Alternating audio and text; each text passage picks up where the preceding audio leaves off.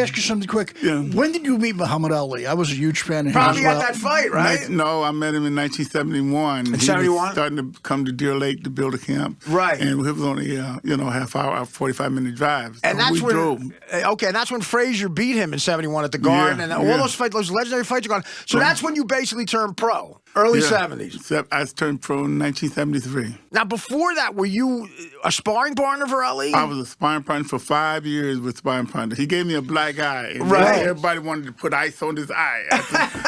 I said, you crazy?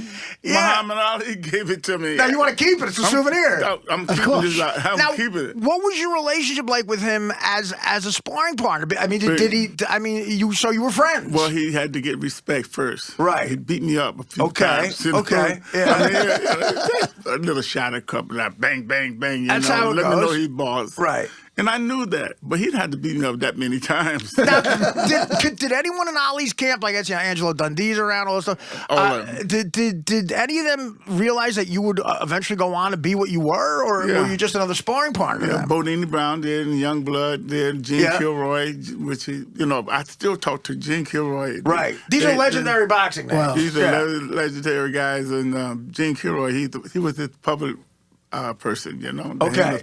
Yeah. He's You got a good whole guy. in boxing. You have a whole team, right? I mean, it's crazy the entourage you have. You have to, we call him Taraj. Yeah, which is why a lot of guys go broke. Which is another thing fascinating about you is you're doing great, man. My wife got it handled. Good for you. Good for you. So then you leave the sparring partner thing and you beat Muhammad Ali. You beat I Muhammad. didn't want to, but you know what? I said, What year was that? You fought 78. Yeah, 78. and, Okay. And I says, I don't want to fight you. You're my buddy. I know how you fight. Plus, he was at the end of his career. Yeah. Right. But I ain't gonna take. He could fight like new money. Of course, He was man. good. But now But I was greater, man, that day. Dude, but listen, you had that jab, man. You had that jab and a right hand. I got it from Muhammad Ali. And so, that's I mean, what he gets for letting me work. That's what I wanted to ask you. So, in other words, like you had an advantage. You sparred with the guy for 5 years. You know his moves. I know him. You know how he fought and everything. I know him. I knew when he had to go to the bathroom. What were the results of that fight? Was that a TKO or you got a decision? He quit, right? Yeah, he quit. He had to quit because if it wouldn't, I'd have killed him out there in that ring. Yeah. Well, good. And that would have been. I mean, it must be hard. Are there any boxers you fought that you like? Obviously, you were friends with him, but did you truly hate it? Like you wanted to kill him? I hated him after the fight. Right. Mike Tyson, I fought him. Yeah. He was a nice guy. I was at that fight. But I hated it afterwards. Right. I was at that fight, which is a similar. It wasn't fair though. I wasn't ready. He didn't give me a chance to get ready. No. And again, and the money they offered me, I had to take it. Yeah, you were older, and it's a business. Yeah. But okay, but in between the Ali and the Tyson fight, there's 10 years there. Mm-hmm. You at one point were 48-0. Yes. Almost. Marciano was 49-0. Perfect. Yes. You were 48-0. And then who beat you? Berbick? No. Who beat you? Berbick, no. Mike Tyson beat me. No, I'm saying he was the first guy to beat you. Mike Spinks. Spinks beat you. Oh, yeah. Because, he was holding and they were running and I couldn't get him and they gave the decision to him. Yeah. But now, if he wants to say he beat me, he did, but he didn't. Okay. I hear you. Listen, boxing is complicated. Yes. And, but in those 10 years, the pinnacle of your fame probably and your crowning moment is the Cooney fight. Because again, here comes a guy, Jerry. I love that guy. Here comes a guy, Jerry Cooney, and I know Jerry. I know Jerry really well. I love him. I just finished talking to him. He's a good man. Yes. Good man. But there was a time where you were not, in love with Jerry. I love Jerry. Okay. How can you not love a guy that's getting you $10 million? Yeah, right. Okay, so big fight. I think November 1981, all this is going to happen, and you're the champ. And again, they bring race into it. He's the Great White Hope, all this bullshit. I told Jerry, don't worry about that. Don't be the Great White Hope. Be what you got to be, man. Right. But we out here fighting. It don't matter. It ain't about being a White Hope. Right. You know what I mean? They want you to be a White Hope. Be a White Hope. Right. Just be a good boxer. If they want you to be Superman, jump off the damn building. For $10 million? Yeah, why not? Yeah, there's a lot I do for 10 mil. You got that right. Now, but a few months before the fight, you have a fight, you win, you're talking to Howard Cosell ringside, and Cooney shows up and you wanted to fight him. No, you went at him. Act. Was that an act? Yeah, act. That was Hollywood. You know what I mean? yeah. Really? Yeah. I mean, because you almost threw a punch at him. I mean, Yeah, he's but in a suit, and you're like, well, you know. Yeah, hey, you know, but it wasn't going to hit him. Okay. It wasn't. I held back, man. Yeah. I ain't going to hit this man that threw me. Right. And he's going to bring you a lot of money in a fight anyway. Why not wait to get in the ring? Why should I hurt my money? Yeah. That's like setting of fire, course. you know? That's literally like you'll be punching your money in the face. Yeah, I can punch my money in the face. Larry, could I ask you something? Did you ever fight George Foreman? He's scared. Yeah. He's scared. He said, man, we should quit. I said, you should quit. I ain't going to quit. And I fought 4 or 5 more times, you know? Yeah. And I talked to George a couple weeks ago. I talked to him. Another guy did it right for himself. Yeah. Oh, did he do all right? He robbed the bank. He's our greatest inventor. Yeah. Oh, yeah. George, he's a nice guy, you know. Yeah. But, you know, George is about George. And I you know, I ain't like that. No, you know? I hear you. I hear you. Now, a quick assessment as a guy who's been in great shape your whole life. What do you think of Mike Boschetti? Is he the worst physical specimen you've ever seen? Look at Mike.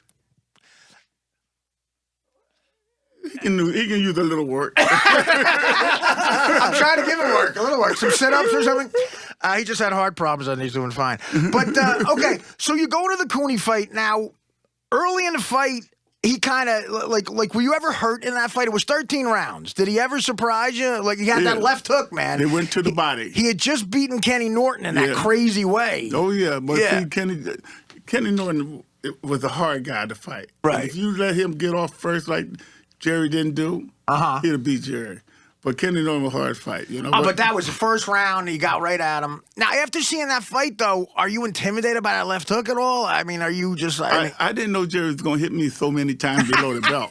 Right. That was Come on, Jerry, keep him up. That was another... I'll never forget where I was. I was at the Garden State Arts Center with my old man and my uncles watching that. It was 81 or 82.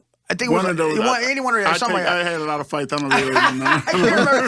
It was early 80s. And he hit you below the belt a lot. That's what I'm trying to say. I thought he was trying to go out with me or something. He hit you in the nuts a couple of times. He tried to go out with me. I said, Jerry, you're not my type. Do you feel he was attracted to you sexually? I don't know if he was attracted to me, but he sure had his hands. He's like, I'm trying to grab your nuts. No, but that's right, that big left hook. I told him don't hit me like that. I mean, how many? That happened like 3 or 4 times. He said he didn't mean it. Yeah, well, I don't know. Yeah, that's all bullshit, bro, right? I know it, man. Jerry was going to win any way he could. He's trying to win. Jerry, you hear me? Yeah. You hear me, Jerry? I think he knew he was up against a better fighter, and at that point, you fight dirty, right? People fight dirty. No, what I didn't. I if the man beat me fair and square, that's all right. But don't hit you in the nuts. Don't hit me down there. Did it ever were you ever really wobbly from it? It ruined my future. My son was being born then, and my wife was pregnant. Luckily, you know what I mean? And this man is hitting me down there. Goddamn. He was trying to affect your family legacy. Jerry, come on, don't do it no more, please. But you get over that, and now the fight, you start to wear him down. Again, you kept guys away with that jab, man. You had that long reach. You know what was your reach? 81, I think. 81, okay. But you know what I used to say when I hit him with the jab? Wow. I say, are you hungry? Yeah. Did you eat yet? Yeah. Were you a trash talker in the ring? Only a few times. Yeah. With a couple guys like Trouble Berwick. Oh, man. He was, right? I didn't bring family into my business, and he did. Oh, he did. He got evil like that. Yeah, right? I wanted to kill him. But that just makes you... Somebody else killed him instead. Well, remember what Tyson did to Burbick? He couldn't even stand up, right? That's what I'm talking about. Yeah. Mike is a good guy, but you got to feed him before you fight him. Now, when you saw Tyson bite Holyfield's ear, do you think the man is mentally? I thouuld I was no, he's not doing that. Right. No, he's not. Like, it was literally unbelievable. He's biting the ear. Yeah. Larry. Look, check it out, Larry. No, he's not. You were. Damn. You could not, is that the craziest thing you've ever seen in the ring? I mean, it is to me, I think. Man, I ain't never seen nobody bite nobody. Mike must have been hungry. They should have fed him. That's my point. We're getting back to the...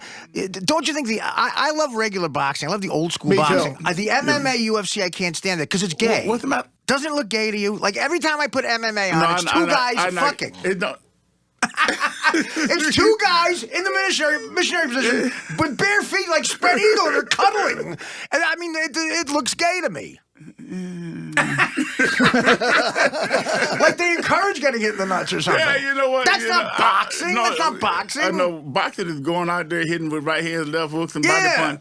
Not to go out there kissing and hugging. They're kissing, they're hugging, they're like almost getting married in the ring. And they got bare feet. It creeps me out. It creeps me out wearing like. But real men, I think, are the old school boxing. Yeah. So you in the 13th round, you knock Cooney out. I'll never forget that. It was round 13, and now you're vindicated, all this stuff, and then you have an amazing career.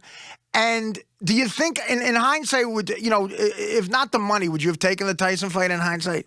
You did it for the money? Well, yeah. I mean, why? That's a good reason. It's America. For $1 million. Yeah. I mean, I can't make that shining shoes. I was at that fight, and he hit you with that right hand. But Tyson, I tell you, Tyson was very nice to you. No, he wasn't. Well, in the interview afterwards, he goes...